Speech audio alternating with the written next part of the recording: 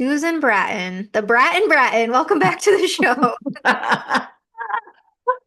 Hello, my sweet angel Rachel Maine. It is so nice to be with you again. Third time, and we just keep getting better and better together. Our love continues to deepen and grow for each other, our appreciation and our support of each other. And that's what makes it so nice to be here today. Plus, I love all your doggy pictures on the interwebs. Thank you. Yeah, they get a lot of screen time for sure on the socials. So Definitely. thank you so much for just continuing to come on to the show and for bringing new ideas to the show. And we had a plan coming in today, and we were like, nope, fuck that. We're gonna do something else. Let's do something that really feels on the heart for both of us today. Yeah. Yeah, getting into the conversation around sexual shame. And Yeah. we're talking through just how clients are coming into the space of just bringing years and years and years of shame that other people have placed on them, society has placed on them, maybe Mhm. taking these own concepts of what they've learned and then placing that shame on themselves that I should be something Mhm. different, I should think something different, I should want something different. I Um, should look different. I should look, yes, yes, yes. The body Mhm. shame is a big one too. It is. Yeah, so we're And then guilt. Mhm. And then there's something wrong with me and I'm broken and I don't have a libido and all that bullshit. Yes. I know so many people think their libido is like they're broken or they can't orgasm or, they're not good at in bed or they don't feel turned on or all these things. And it's literally that we've just been expected to have sex like men. Mm. Everything that we see out there, whether it's media or movies or pornography, frankly, even most female fantasy, is still under the thumb of religiously repressed patriarchal control. Hmm. They say, what's that saying where there? It's like when you're a fish, you don't even know you're swimming in water. Oh, yeah, I Have don't you ever know heard that that? one. I don't Yeah, know if yeah. I've heard that one. Oh, yeah, it's something like really close to that. And that's how I think about patriarchal sexual repression. It's like if you never see what female-led sexuality looks like that hasn't been destroyed by repressive behavior, and society and culture and all the mores and all of those kinds of things. How could you possibly even imagine? You would think you're broken because you don't respond like a man with a fast acting erection and a lot of testosterone and being horny all the time and things like that. Then we think there's something wrong with us because we're not like horny, initiating sex, all of these kinds. And then we think, oh, well, what is sex? Sex is intercourse. And I love intercourse. I mean, I honestly feel like one of the best things I teach, I think some of the best things I teach are how to teach men to seduce women and move them toward pleasure and get men to stop thinking there's something wrong with their woman because she's not Hmm. initiating. Hmm. I think that's one, but I think another one is just this aha moment of like, whoa, my arousal system in my female body is completely different than my male bodied partner.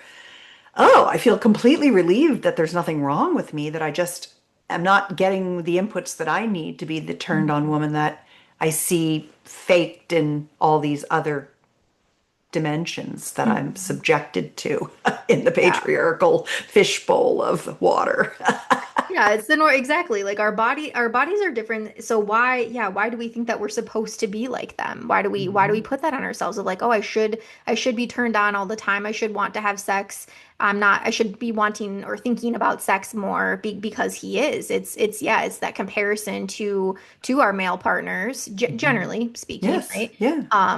And yeah, yeah, I think it's like helping women move to that place of acceptance, but not using it as an excuse. I don't want that to get twisted because I hear that actually a lot from the male partners when I talk about responsive or spontaneous desire. And the Hmm. female partner, she's finally like, "Oh my gosh, like the light bulb goes off of like, okay, I'm actually responsive desire. I need Hmm. this warm up phase. My body needs this time to get into a state of turn on." And then Hmm. helping her learn what those things are to get her to that state of turn on. Yeah. Right, very rarely is she going to receive that spontaneous lightning bolt. Oh, here I am horny as fuck all of a sudden. Yeah. Yeah. And so then I hear from the partners, well, the responsive desire is just an excuse. That's you labeling yourself and giving yourself the excuse to maybe say no or to say like, oh, I need X, Y, and Z in order to want to have sex with you is how they're looking at it. I Are don't you shitting me? I don't like Guys are that. pushing back on that? I don't like that. I know. Fuck them. I Oh my know. God, sit down and listen. Oh, whoa, I can't believe it. Guys are pushing back on spontaneous. I love that it's Dr. Beverly Sasson, I think, who invented that spontaneous and responsive desire. And I always felt that that was such a panacea for women to hear that for the first time. Like, oh God, it's just such a nice construct. Wow, that's too bad that men feel like that. Oy, oy, oy, oy, oy. I just see it. I think that responsive desire is such a beautiful thing because it gives you Yeah. the time to explore. Right? Yes. Like we can jump in and go from A to B, get to orgasm as quick as possible, right? Like we could do that, or we could actually spend the time going through the warm. You've been on this show before talking about that Hmm. warm up phase, starting with something Hmm. like vulva massage. I can't tell Hmm. you how many clients, students, people I work with that I've Hmm. sent that episode to help Oh, with good. normalization. Yeah, our marriage, that has been the game changer in Good. our marriage. I'm like, listen, God, this I Susan know. taught me this, and I want to start every sex encounter with this thing. Yes, exactly. Yes. I know. You know how every year I do sex trends of the year? Mm. 2025, my number one sex trend was yoni massage. And the reason it became my number one trend of the year is that I noticed that it wasn't just women interested in it. Now men are like, I need to give my wife a yoni massage. She says I got to do a what's a yoni massage? I'm going to do a yoni massage. Tell me how to do a yoni. Do you have any videos on yoni massage? I was like, oh, it's starting to like seep through the fabric of the couples that care about their sexuality. And now guys are asking for the help. You know how huge that is because the men who ask for help are the 1%. They're Mm. the tip of the iceberg, the top of the iceberg. But the other 99% of the men are like, I know what to do. I got this. And they don't know what the hell they're doing, but at least they think they do and they're going to try. At least they Yeah. have some confidence. I'll take that. I'll take that over not even being aware of it. So that's Hmm. good. Hmm. Another thing that I was thinking too was just this whole idea of foreplay and sex, that we have this paradigm in our culture where it's you have foreplay and then you have sex, and sex always means intercourse. And so everything is how fast do we get to intercourse? Hmm. And you know me, my jam is orgasms. My jam is super hot sex techniques, which includes calming your brains out. Hmm. That's what I like to do. And so I like to teach people the dimensionality of orgasmic expansion. Okay, Hmm. what are we going for here? What the hell does that even mean? Like, okay, well, the first thing that it means is that your body can have 20 kinds of orgasms. And Hmm. the 20th one is wild card because I literally just had something that I named a nuzzlegasm. I was now for your listeners who haven't heard us talk before, I have been married for 34 years and I'm a publisher of passionate lovemaking techniques and bedroom communication skills and intimate wellness information. And that's really just the three legs of a solid sex life that keeps getting better. But I've also been married to the love of my life, my husband, and I've been with him for 34 years. We have a 28-year-old daughter whose friends ask me for sex advice. I'm the sex mom. I was telling Rachel before we started the show, I was really, really pleased to be the sex mom. And one of the big things that I teach is different types of orgasms, how to have them. I think it's really fundamental to know the steps to orgasming because so many men think the only kind of orgasm there is an ejaculatory orgasm. And so many women also think that that's what an orgasm looks like, is how the male body's default orgasm, even though there's over 20 for men as well. I mean, the Homo sapien, our human body comes in myriad ways. Hmm. And if you don't even understand that the one way that you've maybe managed to achieve a path to orgasm is just one way, and that you could actually begin to have I really liken it to cooking. And I love to cook and I love to feed my people. And a part of the reason that I do is that a big tenet of my relationship with my husband is feed him and fuck him. And that's what keeps him happy. Literally, I could be a woman of leisure, even though I'm the CEO of both of our companies. He would be perfectly happy to completely take care of me if I fed him 3 squares and fucked him every day.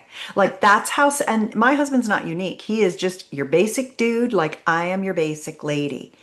And so it's very interesting that, we wanted to talk about this idea of moving away from prescribed sex and the patriarchal lens of sex and moving in and getting out of the shame that you're experiencing with all your clients.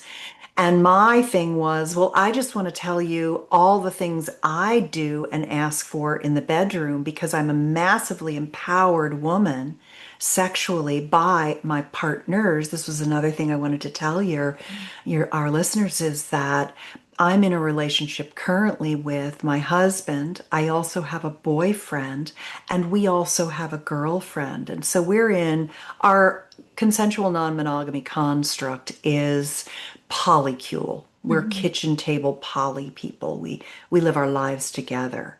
Mhm. My daughter knows all of our partners and they know her. She's in Australia, so we don't see her much right now. I really want to mom brag right now so bad, but I'm going to contain myself. And I could do like a whole show on how great my daughter is, Aw. but I know I love her so much. But I was with my boyfriend making love. I'd gone to visit him at his house. I had a date with him. And I'd had a neck ache. I try to work out a lot. I'm a longevity person, and I talk a lot about sex span, and I talk a lot about longevity. And so I work out a lot. And so my neck and my upper body was really sore because I was doing extra Mhm. workouts, like shoulder presses and all kinds of things. And we were making love, and when we were done, I was relaxed and I was lying there, but I took the top of my head. He's really good at hugging me. I really like to be squeezed and hugged and held in a manly way a Mhm. lot. And you and I haven't met, but I'm giant. I'm almost 6 feet tall. I weigh over 160 pounds, and I am fat on muscle. I am like they call me the glamazon. I'm like a giant woman. And I like that about myself. And Mhm. so I love the feeling of really just like being completely enveloped by the masculine. Mhm. And he was hugging me, and I stuck the top of my head into the crook of his neck. And as he was squeezing me, I was just kind of like really nuzzling my head into his neck. And it gave me an orgasm, like a throat gasm, like a throat and neck gasm kind of a Mhm. thing. And I'm like, dude, I just invented a new orgasm. It's the nuzzlegasm. I love nuzzlegasms. And orgasm is such an incredible rebooting release of our Mhm. physiologic, constriction of walking around in the crazy world we're living in right now, that it's just one more way to release ourselves.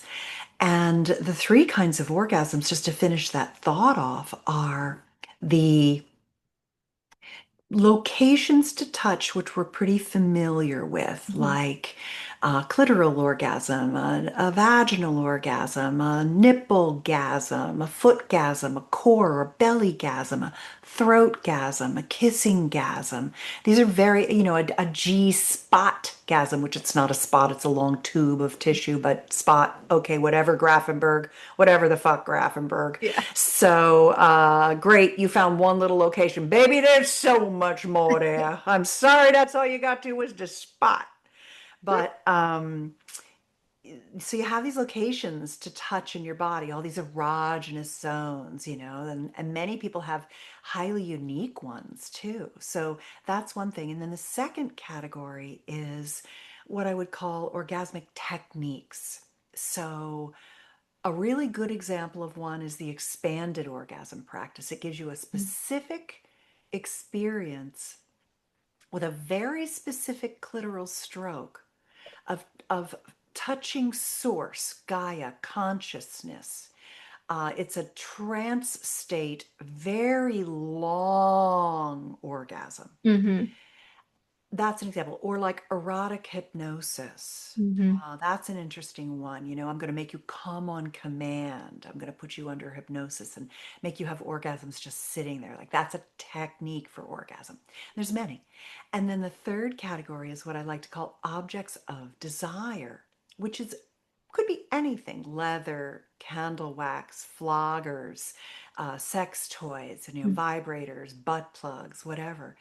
And that leads me into, and I'll close it up with this, that leads me into orgasmic activation, which is this notion that it's especially important for people who think they can't orgasm, they're anorgasmic, they only have one path to orgasm, so they have to have this one thing occur, or they can't come, to understand that they just have learned this one pathway. Like they've cooked this meal and they know how to make this meal and they've really perfected it. It's really tasty and they've got that recipe down. But I got a whole cookbook of comes for you. And I got the recipe for them. And if I write the recipe and you do it 3 times, it'll work for you because our human body is an operating system. And when you give it the inputs it needs, you've got to give it the right prompts. Hmm. And when you are an agentic orgasmer, when you own your sensation, your pleasure, when you know what you want, you know how to ask for it, you give it the right inputs, you get to have a really incredible response. You get a great output, which is Hmm. another orgasm of a different kind. Hmm. So I feel like what I've been doing is writing the recipes for orgasmic pleasure for people and making them aware of activating their orgasmic potential, or orgasmic cross training with different tools and toys to awaken the tissue, to light up the brain, the somatosensory cortex, and get the mind and the genitals connected so that you can feel it and get engorged and get turned on. And give yourself the time with the yoni massages to get your lady boner. And once you start understanding these concepts, and they're very easy concepts to understand, like people get it right away. They hear it and they're like, shit, man, I never thought about it that Hmm. way. Hmm. Wow, okay, I see what she's saying here. I could learn these things, and now I want to because I see that it's possible. Hmm. Yeah.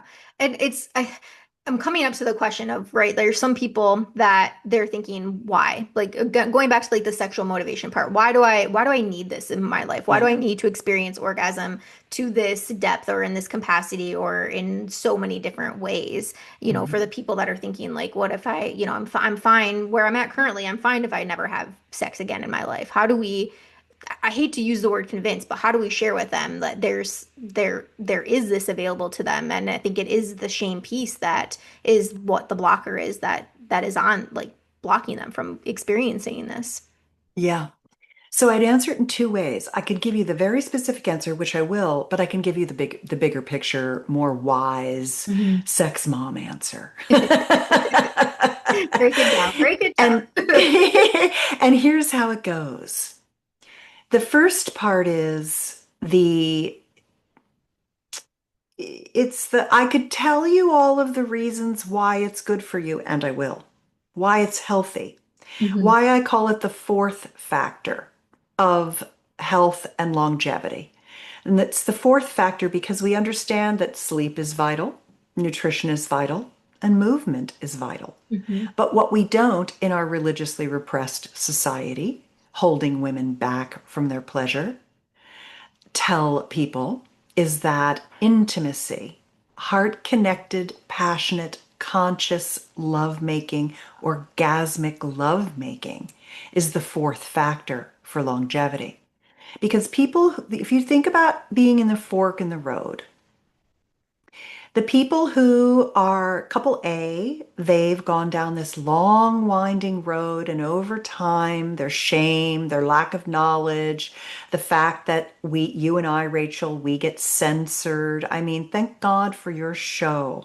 I'm so happy to be back for the third time. I love being with you and having these really thoughtful discussions with you because I really love to feel your heart and your intelligence and how you move in this world. It's a joy for me. And we see all of the impact of the censorship and repression on people. We see how it breaks people. And the answer is that it's really healthy for you. If you are the person who gets held back from your birthright of orgasmic ecstasy and conjoined trance states of feeling the palpable connection to source and consciousness, Mhm. you got ripped off and you lost a hormone cascade of feel good dopamine and serotonin. You lost the opportunity to generate oxytocin, which bonds you not just to your children or your partner, but to your friends and your family. It makes you annoyed with everyone in the universe a little less. I mean, tap my vein and keep it coming with oxytocin because Mhm. everything is pissing me off in the United States of America right now. And it helps you love art and beauty and nature and the love of friends and family. Oxytocin is a very underrated hormone because it's not as well studied or discussed as testosterone, estrogen, progesterone, thyroid, cortisol, but it is vital and in important areas, which are pleasure and happiness. It's Mhm. also an antidote to the cortisol in a way. It calms our nervous system down. Good orgasms oxygenate our brain. They improve our cognitive function. They generate natural killer cells, which are the, the cells in our body responsible for cleaning up dead and broken cells that become cancer cells or zombie cells. The reason that people go on intermittent fasting and take fisetin and other senolytics and dasatinib and sirolimus and rapamycin, and there's just, some of those are the same thing. I'm just using different words for it. All of those things for longevity. You have a really good opening of your heart into pleasure, which also is good for your vascular system. Orgasms are a vascular event. They push your blood supply is a muscle system. And if you don't work it out, it loses its temerity and you age more quickly. There are so many aspects of the benefits of orgasmic pleasure, solo pleasure, but especially co-creative Mhm. sexual pleasure. Mhm. Because of all the oxytocin and things, you kind of have to rub the bodies together to get a lot of that. Mhm. So you have all these reasons, but here's what happens. Okay, great. Susan Bratton just gave you like 73 reasons why sex will make you live longer than another couple who's just like you, but stops having sex, just holds hands, becomes platonic, and they get older faster, they lose cognitive function, they're less happy, they have a more miserable short life than you do if you are of the mindset, the growth mindset, where, oh, sex is a series of learned skills. Yeah, I could make a baby without anybody basically telling me what to do. But sex, intimacy, pleasure, passionate lovemaking, oh, these are skills. So Mhm. whether I want to become a good cook, a good lover, a maestro on the violin, I got to put my time in. I got to learn some things. Mhm. And luckily now there are wonderful people, people of your age who are taking up the mantle and saying, I want to right the wrongs of this repressed society and help people live a healthier, happier, longer life and have great sex. But the thing is that I can tell people all day long that sex is good for them. But just like eating their vegetables, they ain't gonna do it, right? Yeah. So many guys reach out to me and they're like, I have erectile dysfunction. And I say, okay, well, how old are you? I'm 27.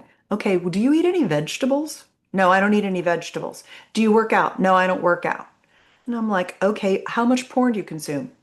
Every day. And I'm like, okay, well, let's start with that. Like, eat Mhm. some greens. How are you going to get any nitric oxide to get a boner? You can't. You can't. It doesn't work that way, baby. You got to have some nitric oxide. So it's very, very interesting that I can tell people why sex is good, but it doesn't matter. Because what you do when you're working one-on-one with someone in a relationship dynamic, you're both educating them about sexual pleasure, but you're really unwinding all of the trauma that happened to them. Mhm. So a lot of what I teach people is, okay, I'm really here to help the people that want to be helped, that have gotten to the point where they're like, well, so I've heard this being a hot lover is actually learned skill. Teach me something. What can Mhm. I learn? Mhm. Now, when I get somebody like that, that's where I come in because I'm not a therapist or a coach. I don't work one-on-one with people. I write hot sex techniques, right? This is what I do. I teach people how to have hot sex, and I'm very unusual. That's not a thing. There's Mhm. only a few of us. There's Mhm. a lot of women out in the market who are teaching like female embodiment, or they're teaching, like tantra, eye gazing, or breath work, or things like that. I'm teaching fucking, making you come while you get fucked really well by your husband or your wife, right? It's just I like, love you so much. I mean, we're talking about the taxonomy of the sexual, education world and where I fit on the tree of all of that. And I'm super happy for the, yoni embodiment princesses out there. Like we Mhm. need Mhm. all of us. I'm Mhm. just saying where I fit, which was why when we started planning this segment together and we were deciding what was in our hearts to talk about, I was like, well, why don't I tell you about how all the things I ask for during sex, what Mhm. I want, what my sex life is like, and how different it probably is from the people that you're working with because I've got all these skills, all these techniques, all this Mhm. experience, all this willingness to get my partners give me whatever I want, my husband, my boyfriend, my girlfriend, and I do the same for them. We do the same for each other. If Mhm. you can dream it up, you can have it, baby. That's our motto. Like, if what do you got? What's on your Mhm. mind? What Mhm. kind of ideas do you have? When we hit the bed, whatever configuration it is, because I do make love with my partners we have twosomes, threesomes, and foursomes of all different varieties. But Mhm. this is my job. This is my area of expertise. If I was only going to be with one man for 35 years, what kind of a sexpert could my advice be? Mhm. Right? I mean, it could be Mhm. okay. It could be okay, but not when you have a wide variety of experiences. And I Mhm. do it all very safely. I'm the chief advocacy officer of an STI at-home testing company Mhm. called ProDX Health. So STI testing is forefront of the Yeah. safety that is required for the surrender to one's pleasure. But that's why I thought, okay, well, this might be a worthwhile thing to talk about is like, yeah, we could be in the shame, in the shame conversation, but I almost can't help those people till you're done with them. Mhm. Mhm. The people I help are the ones who are like, let's fucking go. What you got, mama? Here's what I want to know about. How do I have one of those throat gasms? Mhm. All the things. That's really the area for Mhm. me. Yeah. Yeah, and I'm glad that you named that because you're right. We do need all of us, and there's those of right, like Mhm. I'm working on the coaching therapy side, and Yes. I love, yeah, I love because once people get through our program and they get to that point, okay, what else do you have for me? What's more? Part of our program we're teaching them erotic blueprints and archetypes and unlocking kink and desires and all of that. And so then it is like okay, how we can only do so much in a 90-day span with them, right? And we are doing the shame unpacking and the right all of that the yeah uncracking the egg essentially is like kind of Yes. how I call it opening Pandora's box essentially. And so then it is people like you and then more of these specialized programs where the tips and the tricks and the knowledge and the it's like I'm really excited and wanting to know about this thing. That's where you come into play. It's like, okay, I can teach you of that. And you're saying you're wanting the people that are already there. They've done the work. They've unpacked the shame. They released the shame. They've stepped into that empowerment phase and the willingness phase, right? You're not convincing them that No, they need this at this I point. can't. They're They're a already lost ready. cause to me. Yeah. Now, thank God they're not a lost cause to you, Right. Yes. but I they are to me. That's not who I can help. Mhm. Yeah, a lot of times when I'm guesting on a show, And they'll start the show with, now, if you're listening, be very careful that we're going to talk about sexuality. And you may not want, you want to put your headphones on. You may not want to have your kids. And I make them redo it. And I'm like, they know Hmm. by what you call this segment that we're going to talk about sex. They're not going to play this on the speaker in their car in front of their kids. Hmm. And when you do that, you're shaming them.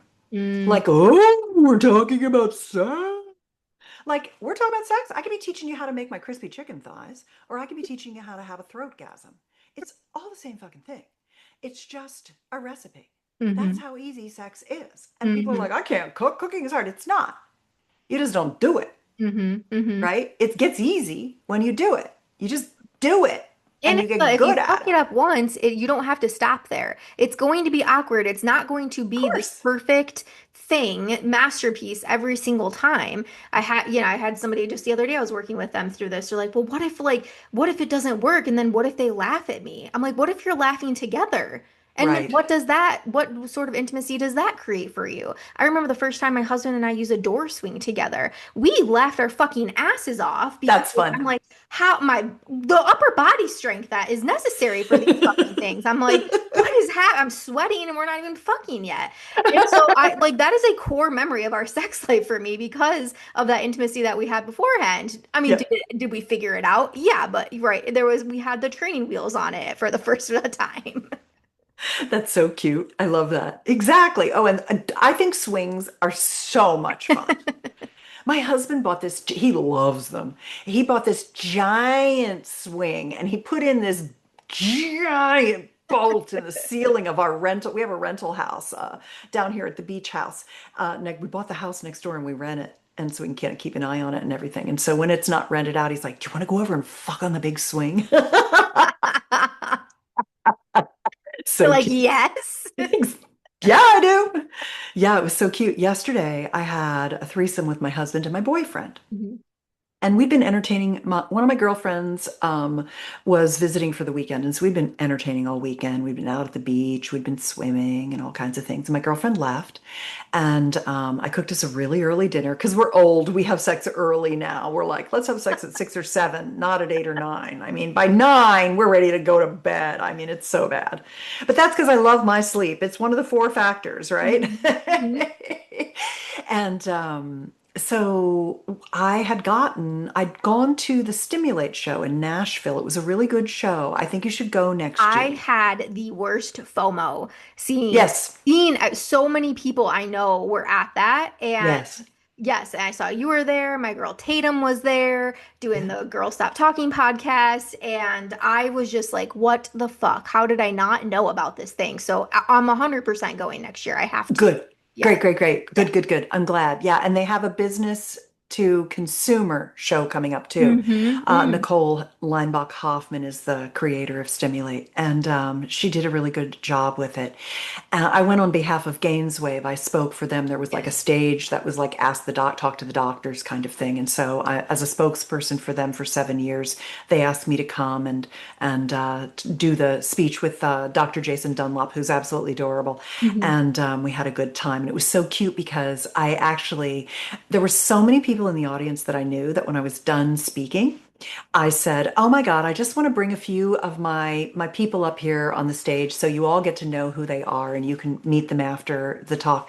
And so I brought the people up from the stage and I emptied out half the audience and they were all up here. And then I said, "Is there anybody who'd like to come up and we'll find out who you are so we can all get to know you?" And 3 or 4 people came up and said, "Here's who I am and here's who I am and here's who Mm. I am." It was like one of those shows where it was such a nice group of people and everybody knew everybody and the people who didn't wanted to and everybody got together and had great chats. It was really, really nice. Mm-hmm. We're really creating a very nice industry, a collection. Like I was telling you before we started that I started this Intimacy Alliance, a mastermind for Mm-hmm. sex educators Mm-hmm. because I've been in business for a couple of decades and I run a nice couple of businesses in this industry, and it's a very hard industry because we're so censored. Hmm. And it was just so lovely to see them all there. We had a nice big dinner with everybody, and we're gaining on it, but it's going to get Hmm. harder and harder with Project 2025. There's more and more being shut down, age gating, states' rights, not letting us even sell our passionate lovemaking programs to consumers in certain states and things. We now completely block certain states. We just don't want the trouble from people, Hmm. because they'll come after us and we don't want that anymore. Wow. So, I mean, unfortunately, it's going backward. But anyway, so yesterday I had this hot date Hmm. and we had gone for a swim and then we took a shower and then we got in bed together. And my boobs were cold. And I had gotten because we were swimming in the ocean and it was cool. Hmm. And I had gotten this product from Pleasure Palace. It's called the Sacred Squirter, Quick squirter. I and own it's a one. glass wand that looks like a tongue, that looks like a Hmm. genie lantern, that has these little bumps of glass on Yes. it. So it's basically this G-spot wand. And I wanted to try it. And my husband is very good at G-spot pleasuring. Man, that guy knows how to find my spots like you wouldn't believe. And I wanted him to try it. And so he was doing that. And normally my boyfriend, when my husband's like giving me a yoni massage and, trying a tool on me or vibrator or whatever it might be, my boyfriend will kiss me and I'll stroke his cock while he's playing with my boobs.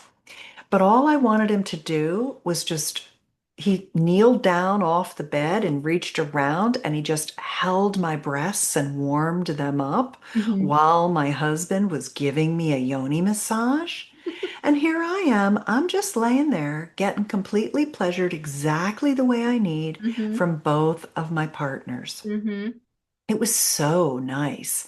And then it was the first time I used the Sacred Squirter, and it was okay, but not great yet. Like we Hmm. hadn't quite figured it out. We were Hmm. just still kind of getting used to the sensation of it in me and him Hmm. having his hand on the handle the right way and all that stuff. So we stopped and we decided that we wanted to do it's called a spit roast, which is basically that's like a porn term. Hmm.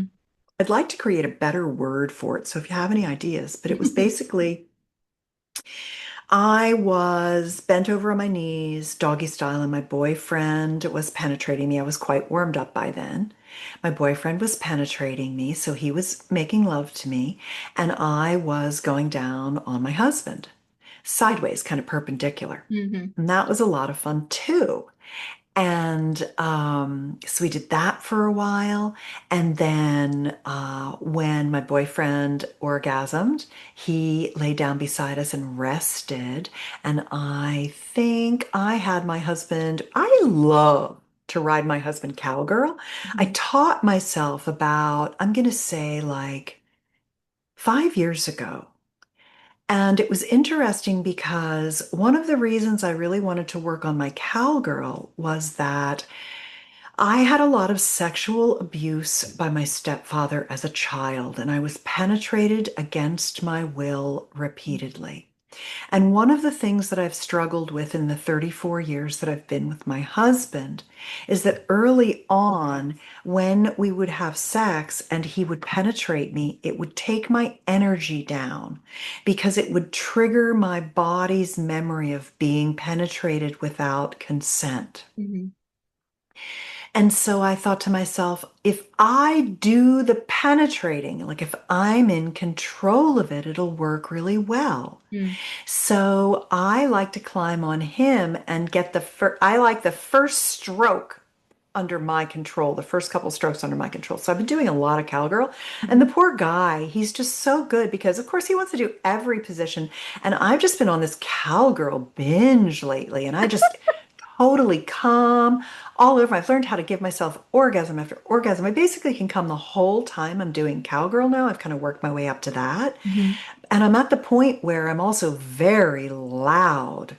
and scream in his ear. And I'm like, am I hurting your ears? No, babe, I love that. I love it when you scream in my ears.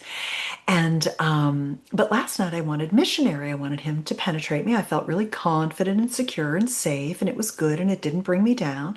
And he was penetrating me. And then he came, and normally, I also have more orgasms in me. And so sometimes I'll have them, one or the other of them, who's ever around, honestly, any ports in the storm, I'll lay back against my boyfriend or my partner and have him play with my boobs and play with my nipples and tell me what he loves about me. I really like verbal appreciation. And he'll tell me what he loves about me, how sexy I am, how beautiful I am, how well I come, how sexy I sound moaning, what a hot piece of ass I am, how much he loves me, how good a job I take care, how good a job I do taking care of him, how pretty I am, how Mm. sexy I am, whatever, everything, all the things, Mm-hmm. every day. And he'll tell me all those things, and I'll use my favorite vibrators of the moment, which I can tell you about, on myself, and I'll have a bunch more orgasms, and then I'm complete. But last night I was done. But because we'd gone swimming in the ocean, we all snuggled in bed and we were watching Jason Momoa's new Hawaii movie, Mm-hmm. which was not of interest to me because currently, I live in California and I really like Gavin Newsom. He's been a very good governor. Nobody's perfect, but he's run our state very well, in my opinion. He Mm-hmm. matches my values. Mm-hmm. And so there's these memes going around about like Gavin Newsom riding a bear, all muscly and shit. And I already think he's so adorable and gorgeous and amazing. And so I just wanted to scroll threads and look at Gavin Newsom memes, but my feet were dry from swimming in the ocean. So I laid down at the opposite end of the bed and I scrolled socials while each man had a foot in their hand, and they buttered my feet and gave me, not real butter, like like body butter, they body Mm-hmm. buttered my feet and gave me foot love while they watched Hawaiian dudes beat the shit out of each other while I scrolled and looked at like Gavin Newsom meme porn. Yeah. And then we had ice cream. Oh my gosh. As if this wasn't already the best day ever. My God. And I wore my little necklace. I got this necklace from Kelly Sofferman at Sports Sheets, Mm-hmm. and it says Brat, Brat. They have a brand that's a line that's called Brat. It's a little like BDSM line or like a little kinky light line. It has little Mm-hmm. paddles and floggers and shit. And they had a necklace at one of the shows that said Brat. And so I wore my Brat necklace and I asked for everything that I wanted and I got it. And they're happy to give it to me. And Mm-hmm. they love me and we had a great time. And so that was my Mm-hmm. sex date last night. Yeah. Just on a Sunday. Just a casual Sunday.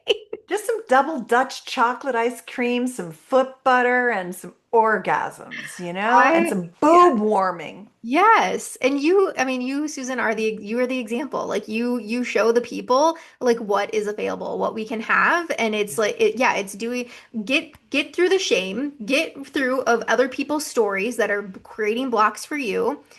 Open yourself to the ideas that this is actually possible for you. Allow it to be messy, allow yourself to go there. Reach out to experts like you for the tips, and you can have all that you want in your sex life. And you don't, yeah, you can categorize yourself as a brat. You can categorize yourself as the bitch, the cunt, the whatever you want, but own that shit just as Yep. you do. Yes. Mm. And I think they're very, very happy to give me anything that I want. And it Mhm. makes them feel calm that they Mhm. know that I'm happy and that I'm loving what I'm doing. Yes. And I think being a brat is a gift you give to your partner. And I don't think a brat is a bad word. I think a brat is like pushing, it's like pussy. It's Mm-hmm. like when we say pussy, we're normalizing it. When we Mm-hmm. say brat, we're not really a brat. We're just women asking for our desires and feeding our sexual appetite. Mm-hmm. Mm-hmm. So I want everyone to be a brat. Yes, let's bring in the embodiment piece of for the women that do embodiment work like me, and I'm gonna create a brat embodiment to help them I with. love it. That sounds so good. I want to leave your listeners with something that I think will help them become more bratty. Okay. And that is something that I call my sexual soulmate pact, PACT, like an agreement. Mm. Because you cannot be a good brat unless you know how to know what you want and ask for it. And the sexual soulmate pact is at it. Did I say it's at sexualsoulmatepact.com? I don't remember if I Okay. said that. Nope. It's just a really simple thing, sexualsoulmatepact.com. It's a free download, it's an ebook, and it teaches you how to know what you want and ask for it, even if you're in a relationship with a partner that when you ask them to make an adjustment, they emotionally collapse and the sex is over. Mm-hmm. It's a ninja technique that works really well with men who are a little insecure and struggle with feedback. Mm. And it's really good for women who are like, I don't know what I want. I just know what I'm getting, isn't it? It Mm-hmm. fixes that too. It fixes what I think are the two big problems in sexual communication. And sexual communication is the foundation. Mm. Don't even think about sex techniques till you get that shit mastered. So sexualsoulmatepact.com is the gift today that really goes with our conversation and helps you move to the next level. And if you become a brat, I want to hear about it. Yes, DM Susan and I all of your bratty things. And yes, I know I will be running over to get this. Thank you always, always, always for coming onto the show. I know this will not be our last encounter I together. hope Thank not. you just for continuing to give us all the freebies. That's so kind of you. Of course. My And for being pleasure. you, So great to again, see you. you doing this work, you're setting the example for us. I hope that I am Susan when I grow up. I cannot say enough. Aw, that's so sweet. And you just keep getting more beautiful, more intelligent, more loving, more kind. I really love watching your evolution. So thank you for our continued friendship. Thank you. It's all the orgasms. Yay. Bye, Susan. Thank you so much. Bye, Rachel.